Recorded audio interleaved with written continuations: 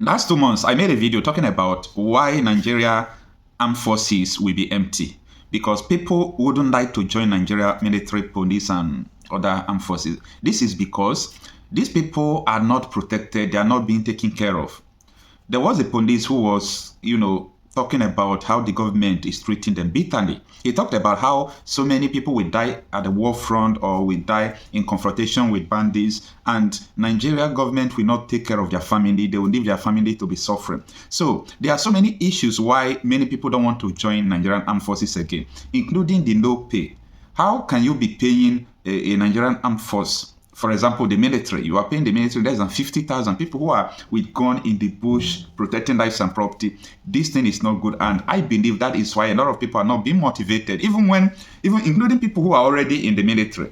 They don't have the motivation again to fight. So I am happy to see Senator Ndume talking about this issue on the national television yesterday.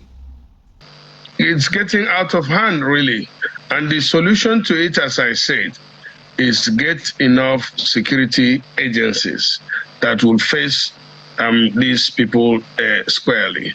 Right now, we don't have enough security agencies or personnel to handle the situation, whether it's Nigerian Army, Nigerian Air Force, Nigerian police. In fact, some of these issues are supposed to be handled by police.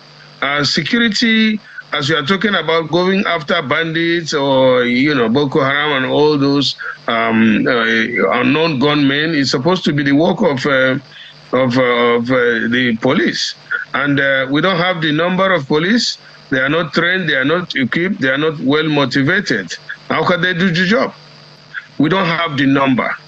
We only have 200,000 Nigerian armed forces. We only have I think less than 400,000 police. We have all put together, the Nigerian security agencies put together, we don't have up to 1 million of them. We have over with vast, area to cover. You can't do that if you don't have enough number to face and then to man the situation. There must be deliberate training, equipping, arming and then motivating.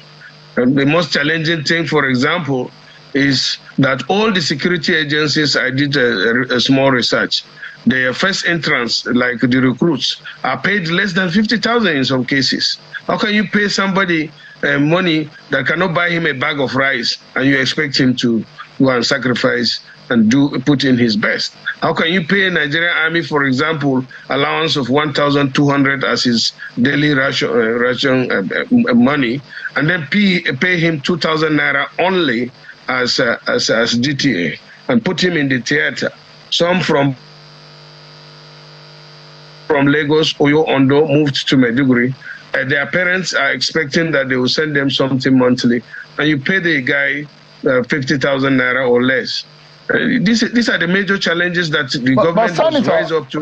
Senator, in all of this, let me ask you pointedly, from your understanding of things, it doesn't look like anything has changed since President Bola Tinubu got into office. The securities chiefs were saddled with that responsibility to change things around, but little or less have we seen from what has happened in the past. And this is not taking any credit away from our gallant officers on the ground who are every day confronted by the bullets of these terrorists.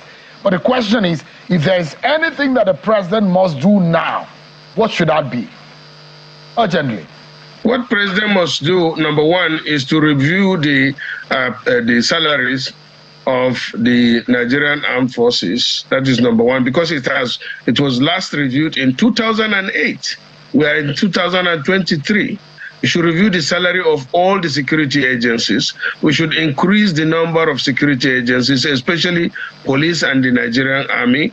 We should equip them adequately, and then we should motivate them by, for example, a civil servant sitting in office moves around a day, his DTA is about 30,000 or more.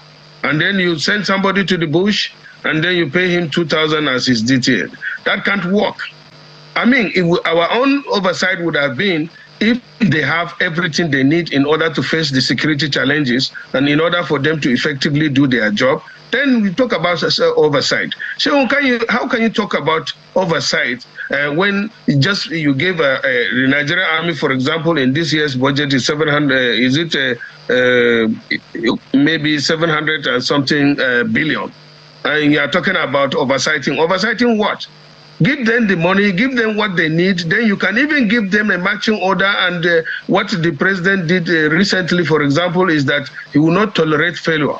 You can only say that when you give them what they need in order to execute or to achieve their goals or the assignment you give them. But I am telling you, I'm not being pessimistic, but with what the Nigerian Army or other security agencies are being paid or what they have, I don't expect them to perform any magic. They must have the equipment, they must have the training, they must have the adequate motivation for them to lay down their life. They have already been doing that. We have been losing many of them, and you can imagine people coming in ragtags, all bandits or Boko Haram or whatever, killing our youths that are determined to defend the country. So the government is supposed to be doing that. But don't go away from the main problem now. The main problem is that bandits are everywhere, terrorizing people, killing people. The Nigerian Army is even being killed, and they are being overwhelmed, operating in 35 states with no guns. Up to now, I have not gone to the field and see a Nigerian soldier holding a new AK-47, just common AK-47.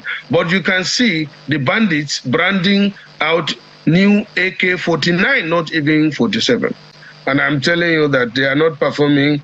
They are doing their best, but their best cannot go anywhere if they don't have the equipment, the training, and the motivation. So the government should be serious. And when you are talking about giving them 12%, what is 12% when the other 88% of it cannot be useful? You construct roads and people cannot go because kidnappers would pick them up on the road. Why don't you secure the place first?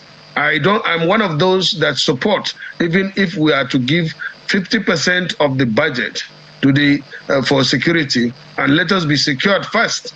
Let us be secured first, because that is the main purpose of government. Even if the National Assembly that you are talking about is to be shut down in order to secure the country, and let's go back home until the country is secured, I am supporting that.